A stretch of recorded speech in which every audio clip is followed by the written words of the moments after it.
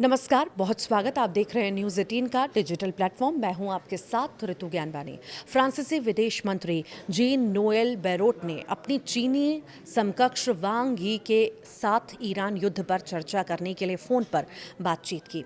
दोनों मंत्री तनाव कम करने के लिए काम करने पर सहमत हुए।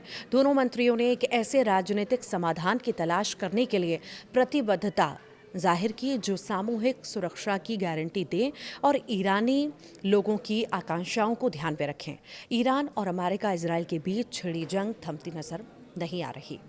इस जंग में मिडिल ईस्ट में तनाव चरम पर पहुंच चुका है।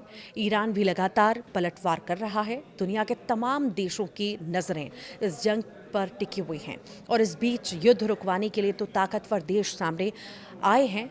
ये है फ्रांस को फ्रांस के विदेश मंत्री जीन नोएल बैरोट ने सोमवार को अपने चीनी समकक्ष वांग यी के साथ फ़ोन पर बातचीत की और इसी बातचीत का मकसद ईरान से जुड़ा युद्ध और क्षेत्र में बढ़ता तनाव था। इस दौरान दोनों नेता तनाव कम करने के लिए काम करने पर सहमत हुए। फ्रांस के विदेश मंत्रालय द्वारा जारी बयान के अनुसार दोनों नेताओं ने हालात को शांत करने और तनाव कम करने के लिए मिलकर काम करने पर सहमति भी जताई।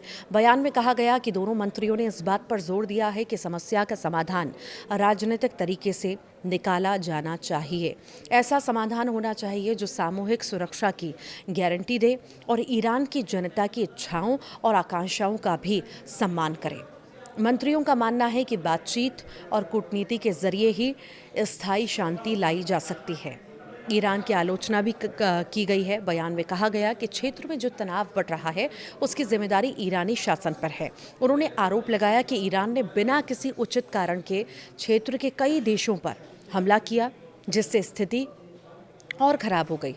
इसके साथ ही उन्होंने ईरान की आलोचना करते हुए कहा कि वो संयुक्त राष्ट्र सुरक्षा परिषद के प्रस्तावों का पालन नहीं कर रहा। ये प्रस्ताव ईरान के परमाणु कार्यक्रम, बैलिस्टिक मिसाइल गतिविधियों और गैर सरकारी सशस्त्र समूहों को समर्थन देने से जुड़े हैं। फ्रांस किसी भी सैन्य कार्रवाई में शामिल नहीं है।